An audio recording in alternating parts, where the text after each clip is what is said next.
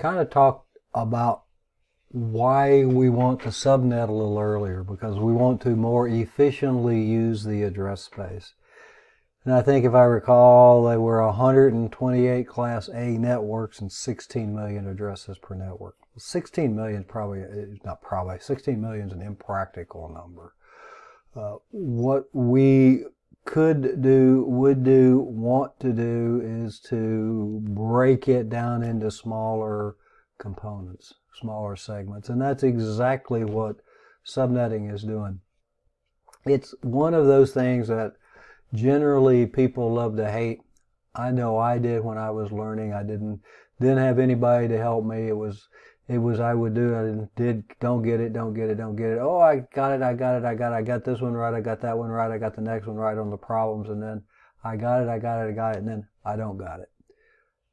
It's a pretty straightforward mechanical process if you'll treat it that way and run away from the fear. I want to show a different method. We'll call it magic number. Increment is a better description of how we will do the subnetting for this. And I think it's a little bit quicker, but subnetting, it's like getting change for $1. You get change for $1, you get 4 quarters, you still got $1. They're just in different segments, different elements, different quantities, not different elements, different quantities. When we do those things, we're going to have the same network addresses. They're just going to be in different quantities, a different number of them. A process of subdividing the IPv4 address space of a network into smaller groups of consecutive IP addresses. Subnet mask here is going to play a big part of what goes on here. And over here we have a Class C space down at the bottom, 192.168.1. And then we have it subnetted into the 0, 64, 128, and 192 networks. And we can do that one. Let me 24, 26. Let me write that one down. And we'll do that one in the magic number 192.168.1.0/26. We'll do that one in the magic number one, just to see if we get the same things. And you guys can write down the network addresses here, which are 0, 64, 128, and 192. Creation of smaller networks, minimize address space waste. One of the real examples of that, if we are connecting two routers together. So when we go to connect two routers together, these two routers together, let's see, that doesn't work. Two routers together, and it's still not working.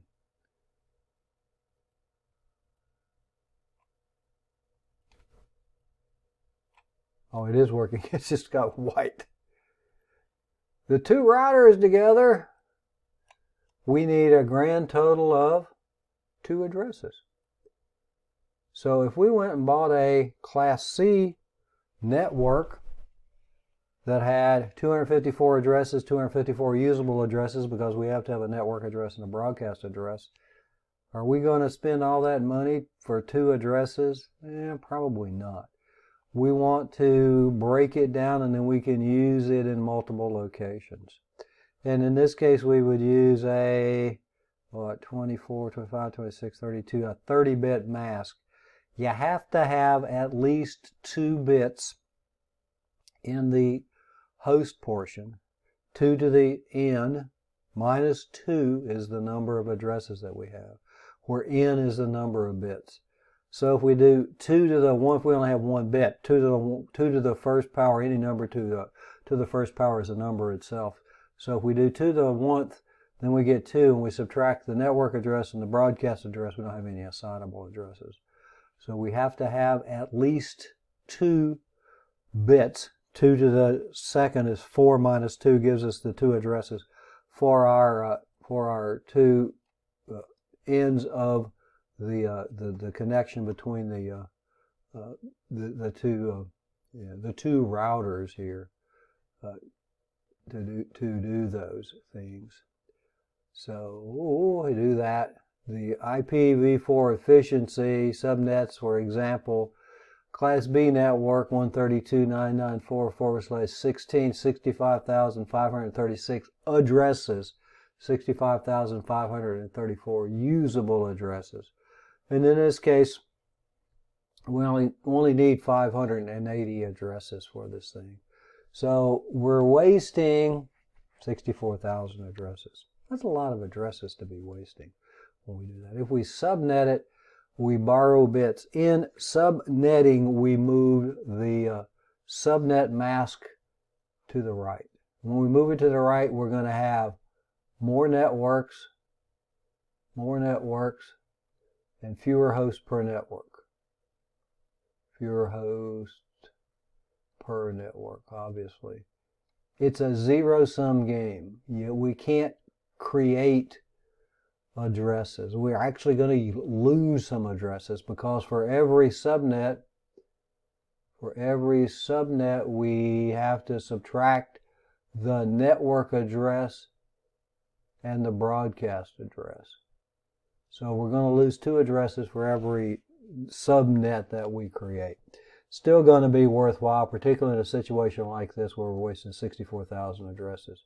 So what we're going to do is move the subnet mask to the right to increase the number of networks and decrease the number of hosts.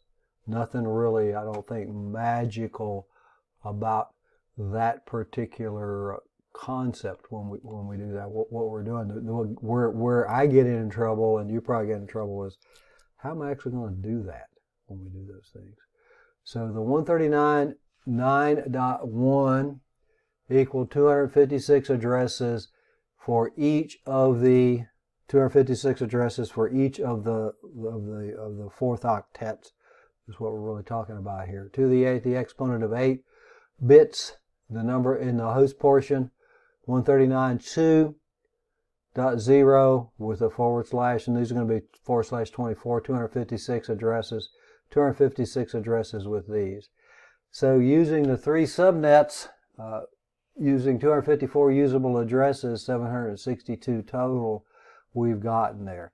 What I would like, this is a great little, this is how it worked, but what I would point out with this one is we can save addresses, but we can't do this because we're going to have some power of 2 to do these things. We could, if we did 4 of these, we'd be in great shape, but 3 of them, there's no power of 2 that's going to get to 3 to do this. And that's the other thing to remember when you're subnetting. Everything has to happen as a power of 2 when we do them. Can't assign a network identifying or broadcast address to each of these. The waste becomes 762 minus 580 is 182 instead of the 64,000 that we had before.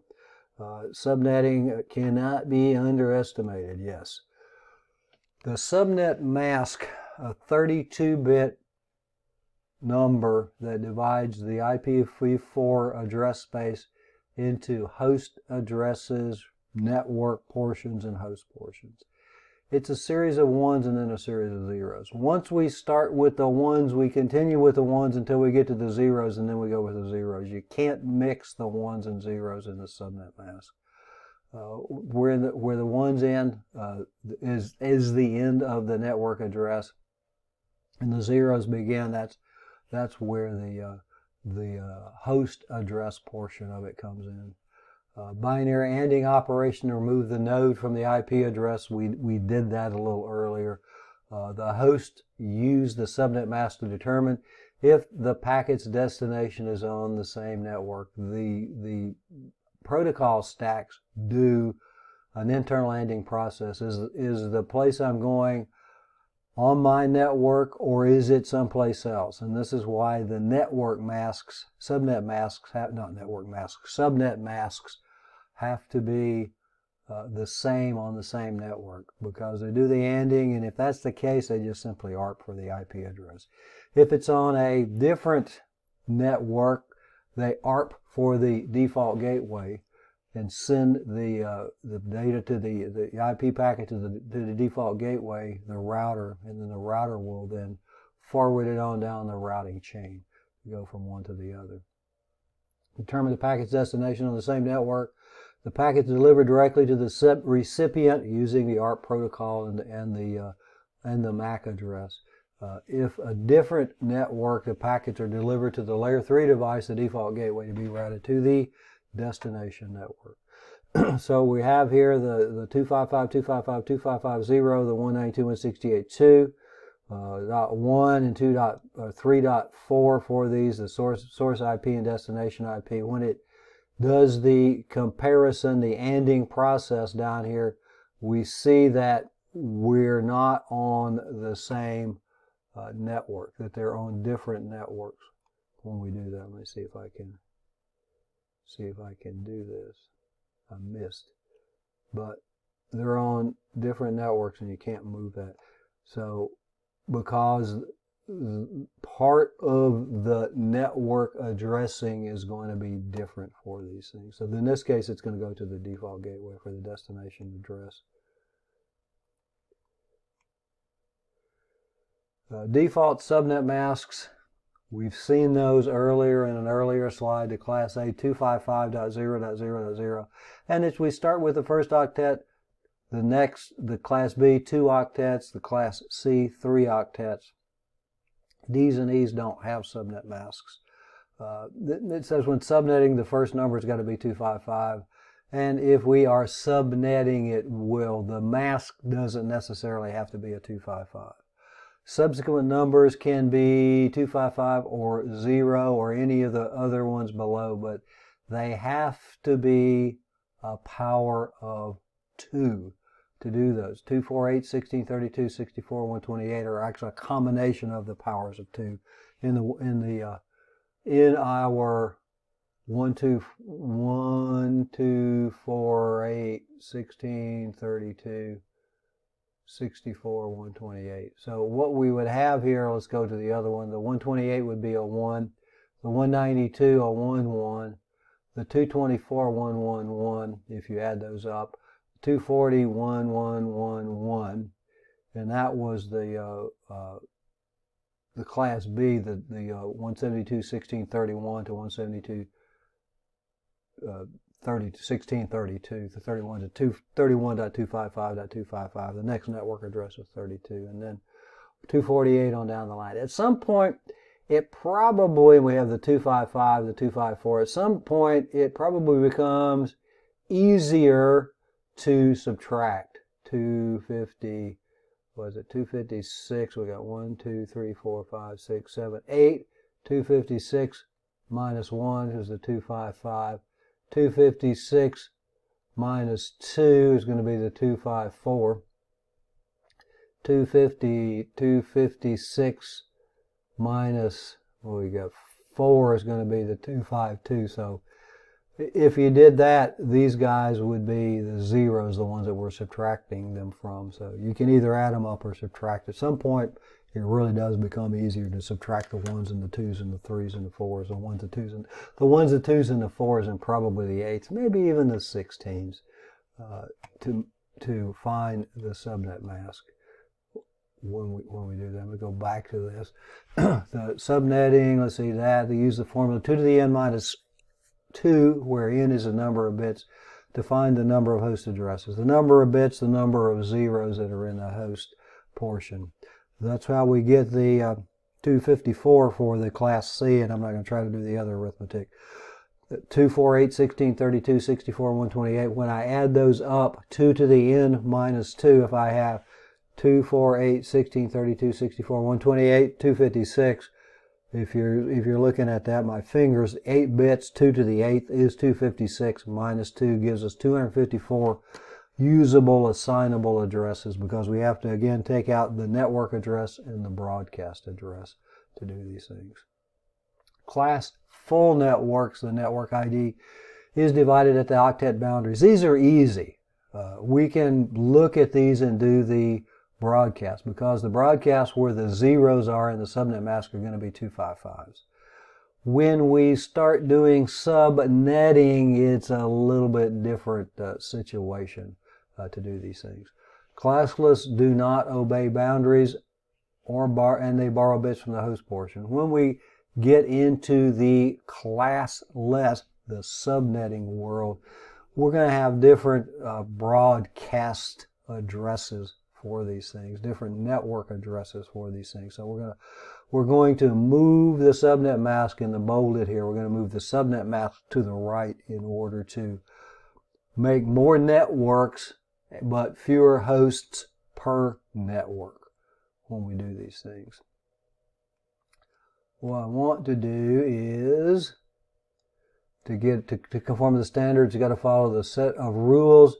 The ones in the mask start at bit 32. The ones bit 32, the one on the far left of the mask, and the zeros start at the 1 bit, the one on the far right.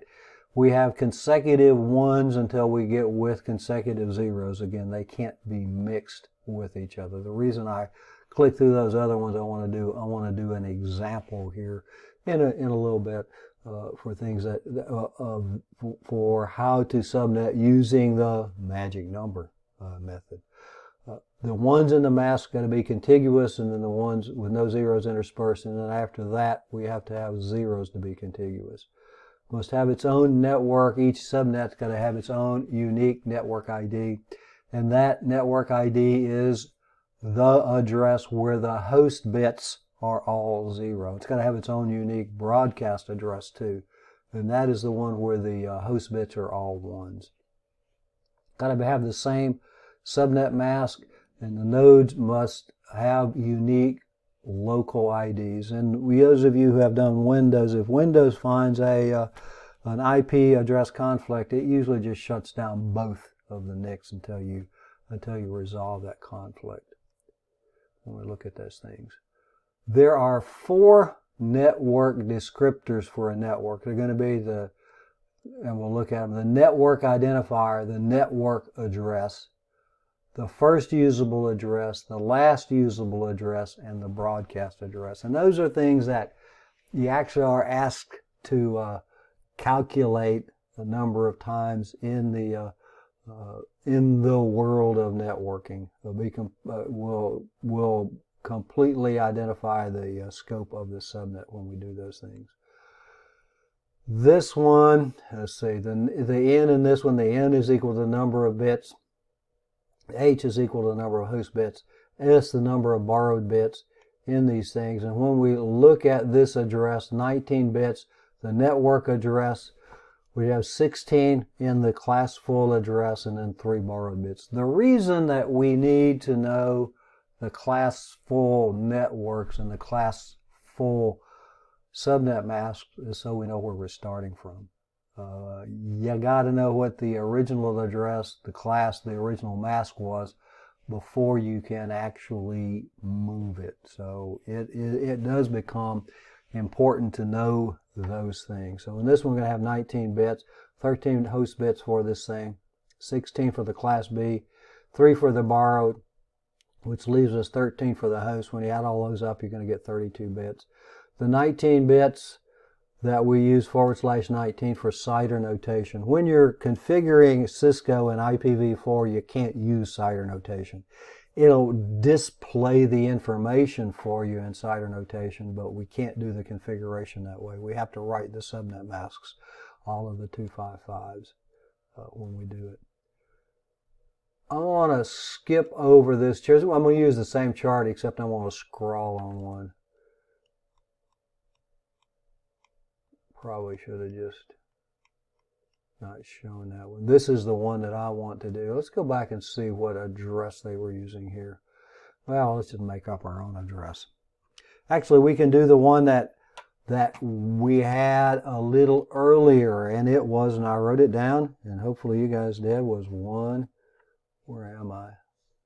Here I am. 192.168.1.0/26. So /26 means that I'm going to have in the first octet 8 bits, in the second octet 8 bits, in the third octet 8 bits, and then I'm going to have 2 bits in the fourth octet are going to be subnet mask.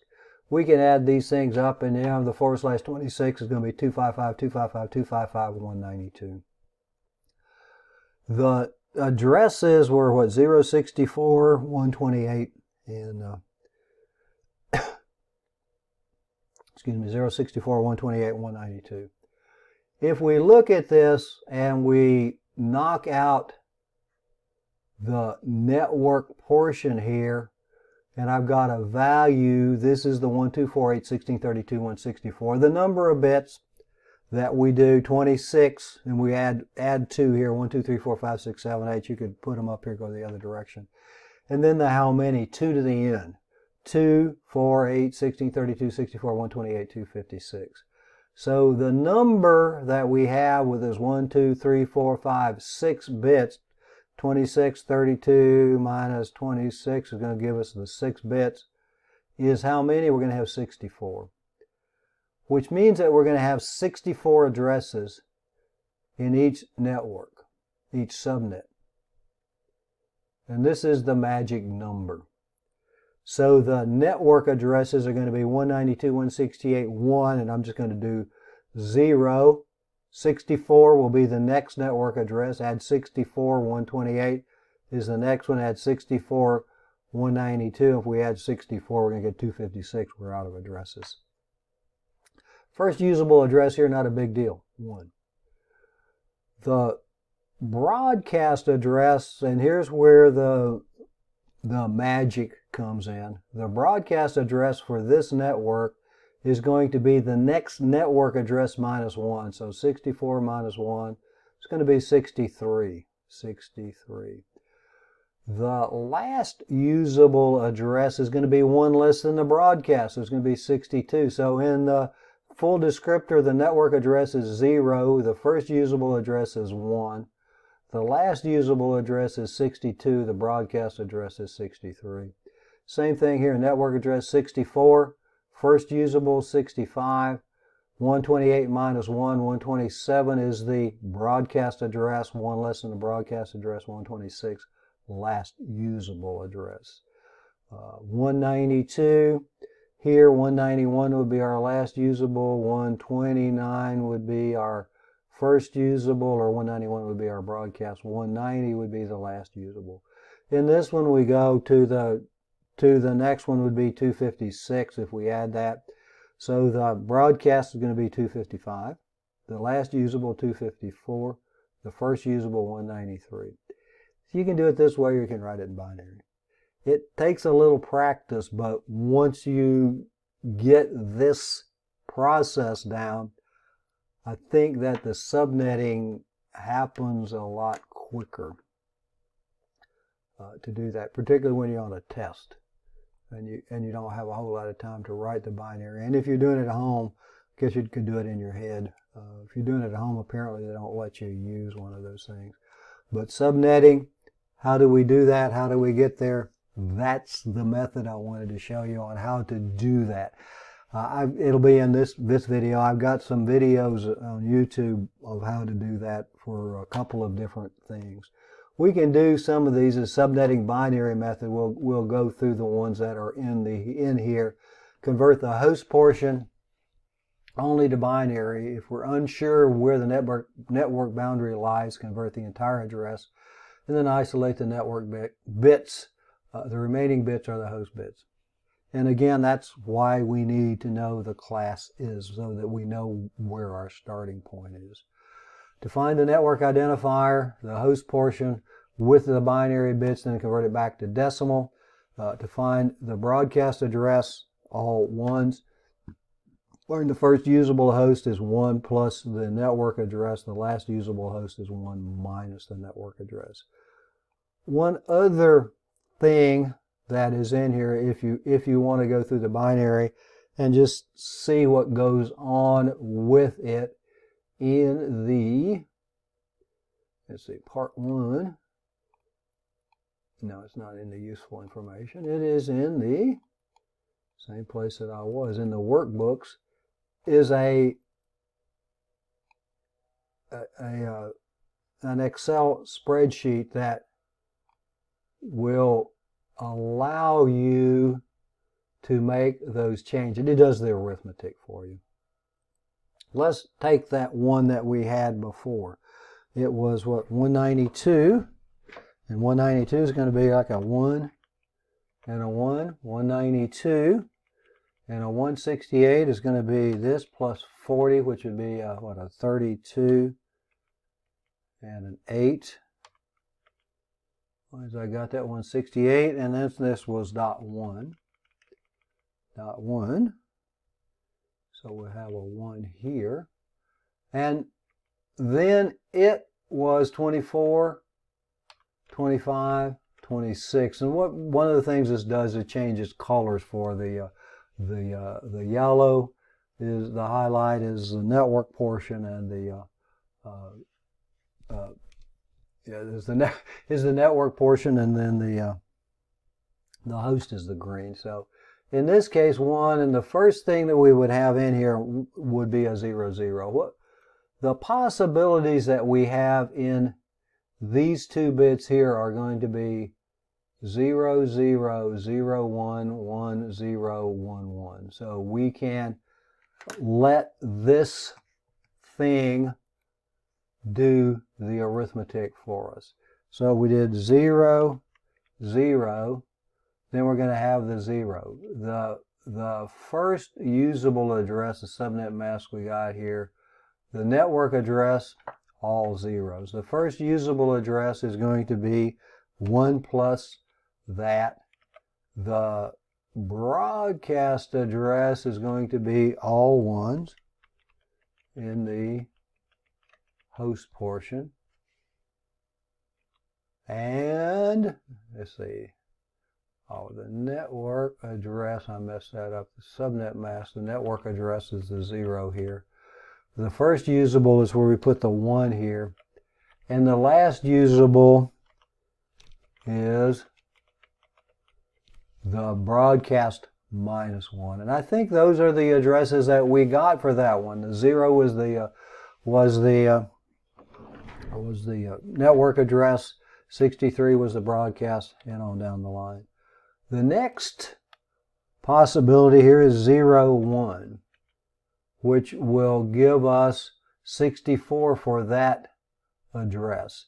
Now, we got to go in here and put the 1 in this placeholder here, and we get the whole thing here. The subnet mask is still 192, the network address 64, broadcast 127, first usable 65, 256. And you can keep doing the binary, but if you do that and compare it to the magic number, let's do the last one here, and then we'll move on. So that was the one. It was 254 was the last usable, 255 was the broadcast, 192 was the network address, 193 is the first usable address. That's there if you want to play with it.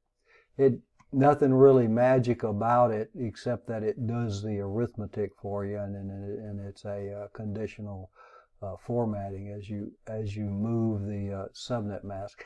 What it does do is allow you to see what happens as you change that information. I'm going to not say because I opened that one out of here. So that is available if you want to play with it to see, move things around a little bit to see what happens from one to the other. This one, no real magic in it. You can probably look at it. The example 192.168.10.18 is an address. We can do the conversion, but /24, I say, hey, that's a class full address. I know what the network address is. It's 0. I know what the broadcast address is. It's 255. I know what the first usable is. It's 1. And I know what the last usable is. It's 254. But the 24, we have we can do the conversion and do the ANDing, but we can look at the class full addresses and make them work. This one's a little bit different situation. And we can do it, I think, with the magic number here. 1, 2, 4, 8, 16, 32, 64. 2 to the n. Here we are. We're in the third octet. And this is going to work regardless of where we are. So what we're going to have is 172, and I'll probably mess it up.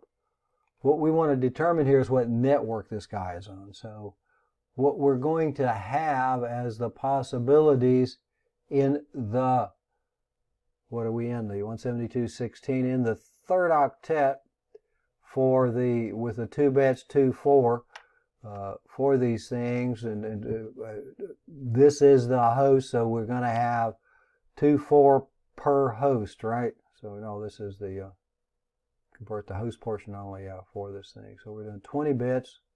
I didn't get this right. Here we go. Here we're going to have these. So good. We have 2, 4, 8, 16 for the host bits, which means we're going to have 16 addresses per network in this bit. So 0, 16. Well, we got to go here to 32.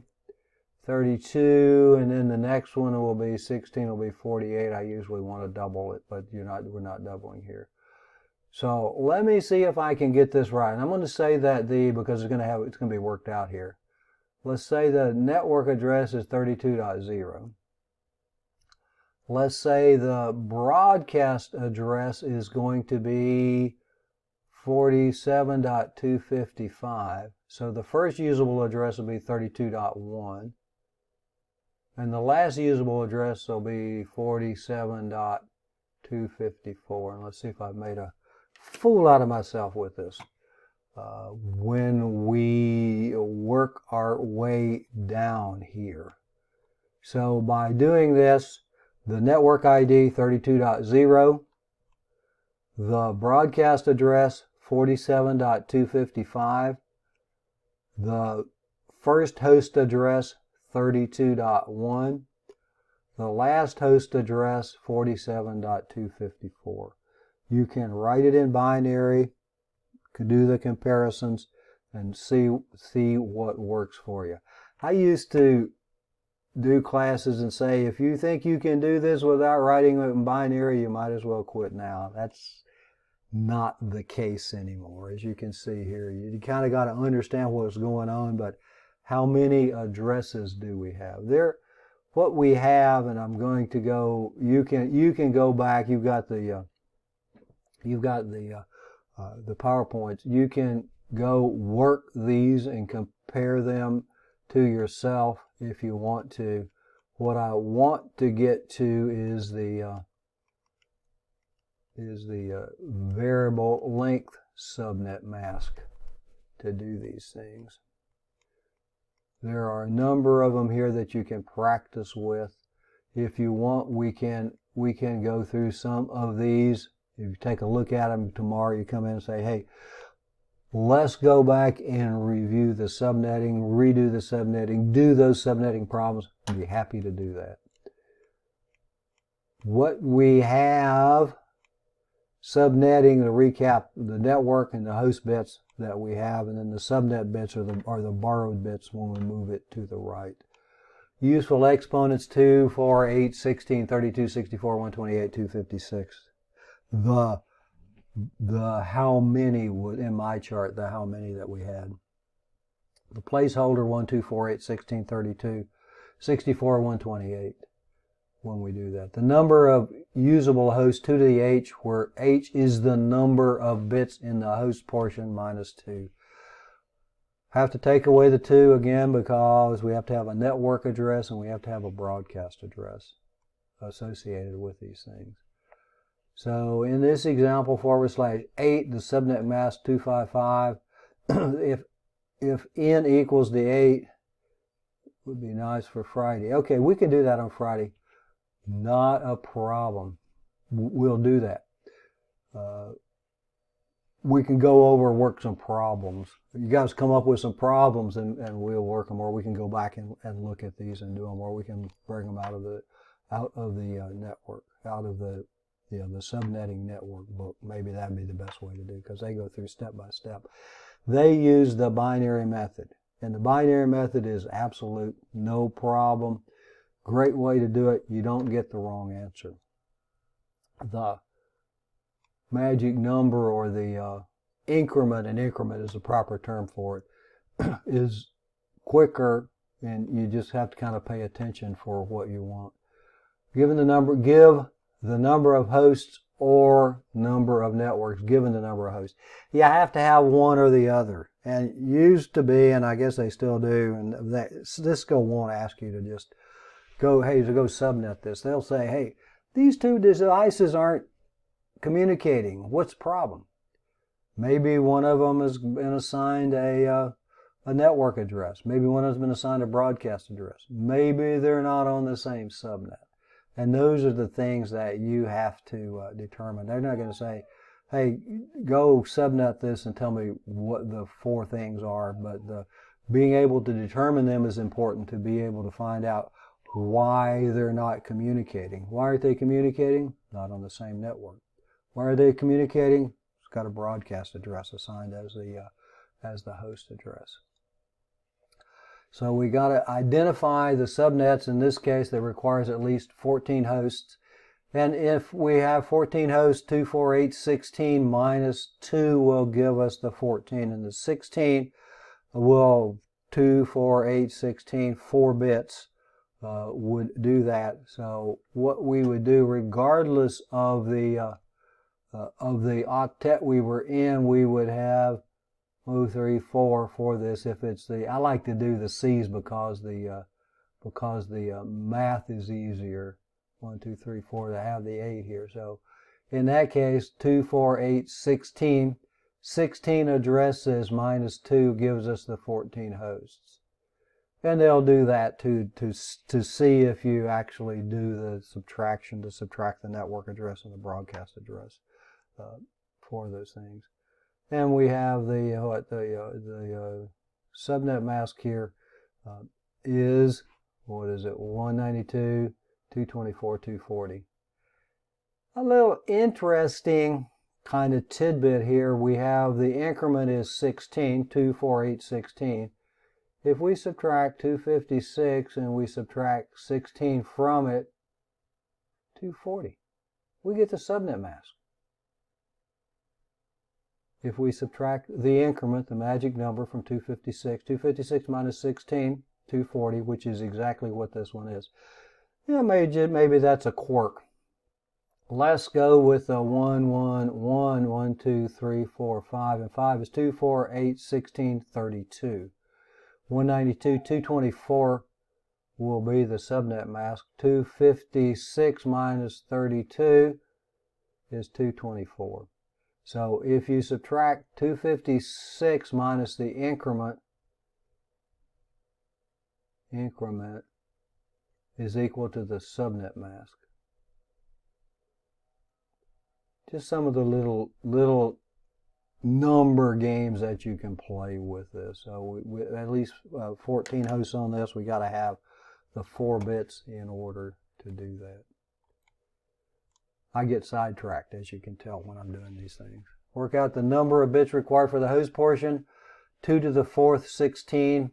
H is equal to 4. 16 minus 2 gives us the 14 usable hosts. So 4 host bits. Convert the entire original portion of the address to binary 10.1.1.0, 10.1.1.000. Split the hosts borrowed here, and we're in the last octet because we had the 24 bits. Even it was already masked as a class C. The CIDR notation, 32 minus 4, 28, the number of zeros in the subnet mask. That leaves us 32 minus the network plus the host, 20 bits. The classful network bit numbers, A equal 8, 16, 24 for the masking of these things when we do the mask. And I'm just looking at this one. So in this one, 10.1.1.0 / 28, 16. Again, the increment, the subnet, 1. And you can keep going with these things with the binary, 1, 0, 1, 1, on down the line. It's easier to do this, to show this with either 2 or 3 bits if you want to play with it, because I can do that. When I get to the other one, it just goes on and on and on. But hopefully you see the increment here, 0, 16, 32, 48. And then when we look at the number of hosts, 4 bits. Golly, that's 16 addresses on each of those subnets. So the subnet addresses go incrementally based on the number of addresses that are available in that particular one when we do that. Variable length subnet mask works exactly the same way. Variable length subnet mask, when we did the change for $1, we did 4 quarters. We had equal number of coins, equal number of networks when we typically do subnetting. In this case, variable length subnet mask, if you got change for $1, you could get 2 quarters, 3 dimes, and 4 nickels. So we still got $1, but we got different increments of coins to get that. What we do in the variable length is the same thing, and again, I think it probably is easier to use the increment method. Divide the network into subnets, and the subnets into subnets are going to be unequal length. And this is more of the likely thing that you would see from Cisco, is to do those things. This one's not, but this is something that we might have. One subnet has 5 hosts, 12 hosts, 28 hosts.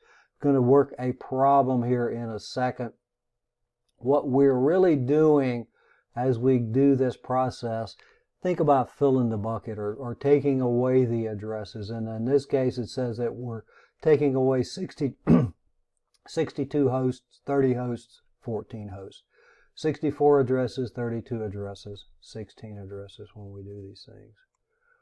The steps for the variable length subnet mask, when you do these things, start with the one that's got the largest number of addresses in it, the largest number of hosts. So we're going to start with the largest and work our way down to the smallest when we do these things. Starting with the highest number requirement, determine the number of subnets required, how many do we have. This is another one, we're not going to be able to create things, and we're not going to be able to have overlaps. And that's something that you can do inadvertently while you're doing VLSM variable length, because we start in the wrong place or we end in the wrong place, and the overlap is when we try to assign an IP address to do 2 different IP subnets. The number of bits required in the subnet mask to generate the required number of host addresses, and continue the subnetting to the next higher when we do those things. 173.35.4.0/24. And on this one, we're going to have LAN 1 needs 60 hosts, LAN 2, 28 hosts, and LAN 3 requires 12 hosts. LAN 1 is the highest requirement, 60 hosts. We're going to start with it. Once it's completed, the leftover address space is going to be used for the next one and on down the line. The first range, the calculations here that we have for this thing, the LAN 1, 60 hosts, 28 hosts, 3 hosts. So the largest one, LAN 1, 62. So it will require 6 bits in order to get here for the host address 173.35.4.0, all of the zeros here in order to do this thing. So it's 1610 network subnet host, 6 bits in the host for this one. So the networks that are available, 173.35.4.0, 64, 128. And again, 2, 4, 8, 16, 32, 64. Hopefully you see the increment that goes on here, even when you do it in binary. So the first network address is going to be 173.35.4.0. The next network address, since we need the 62, the 64 total addresses, the 62 host addresses, the next starting point is going to be 173.35.4.64 when we do that. Used for LAN 1. LAN 1, 172.4 to 4.63 to do those, to the addresses. The usable address is 4.1 to 4.62. The next network address is going to start with 64/26, the address space left over. LAN 2, we need 28 hosts, 2, 4, 8, 16, 32. We'll do it 32 minus 2 gives us 30, which is more than enough for the 28. So it's going to be 5 bits. So what we're going to use here, 2, 4, 8, 16, we're going to start with the 64, and then we're going to use 32. So 64, and then the next one's going to be 32, and the next one 128. So this address space is going to be 173.35.4.64 is going to be the starting point. The next one is going to be masked differently, obviously. We've got, 5 bits, so it's going to be 24, 25, 26, 27/27 will be the subnet mask for it. And it'll go to the next network address, which is 96. And after that, 95, 94 is the usable address. 95 is the range here. 95 will be the broadcast address. The next usable address is going to be 96, so it's going to go to LAN 3. LAN 3, and this one's going to be /27. 12 hosts, 2, 4, 8, 16, 4 bits for this one, which means 4 bits, 24 is going to be a 28-bit mask for it. It's 96, 112 when we do these things. So we have those assigned. This is, let me do this one, and we're just about to the lab time that you can work on these things. But on this one, we got 60 hosts for this one, and using this number up here, 60 hosts. To go here to 60 hosts, we got to go 64 minus 2. We got to go here, which is exactly, I think, what they had on the other one, 1, which is going to be a /26 for it. So we're going to be 173.35.4.0 So that leaves us 0, the next network address, the number of hosts that we're going to use. The next network address is going to be 173.35.4.64. Is going to be the starting point for the 30 hosts, and I think these are basically the same numbers that they had in the other problem. The 30 hosts, we're going to go to 32 here, which will give us the 30 hosts.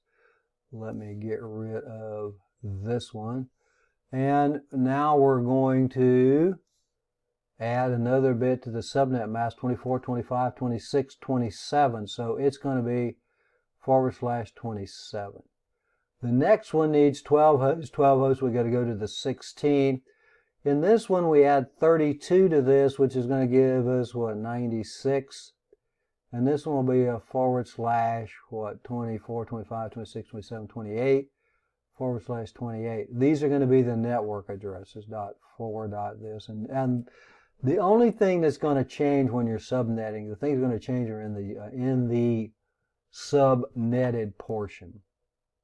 But the host or the 4 areas for this one is going to be and just in the last octet, the network address will be 0. The first usable will be 1. The broadcast is going to be the next network. 64 minus 1 is going to be 63. So our last usable address will be 62. When we go to the next network, we're going to start here. The network address will be 64. And we're going to go up to the next guy here. So the broadcast address is going to be down here, 95. The first usable, 65. The last usable will be 94. We didn't calculate this one, but we had 16. We have to add 16 to this. 6 and 6 is 12. 9 and 1, 10, 11, 1, 12.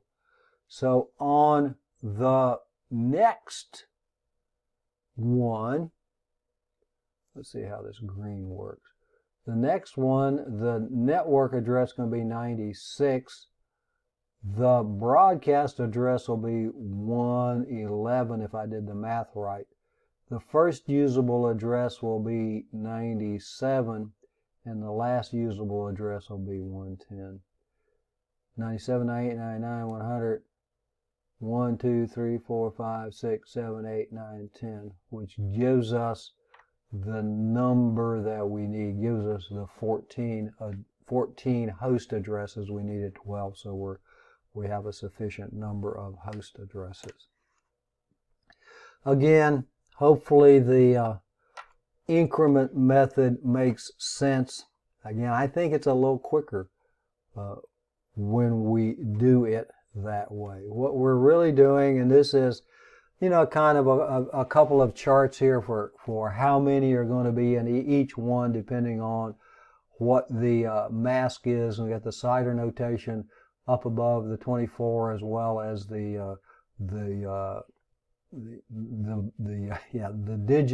digital, the base 10 IP address or subnet mask portion of it. Here, what goes on to Class C, how many are we going to have with which CIDR notation, how many host addresses are we going to have, and these actually is the number of hosts, not the number of 62, not the number of addresses itself when we do those things. So we can break these things out in a number of different ways. Variable length subnet mask, again, probably the more likely thing that you would see with Cisco.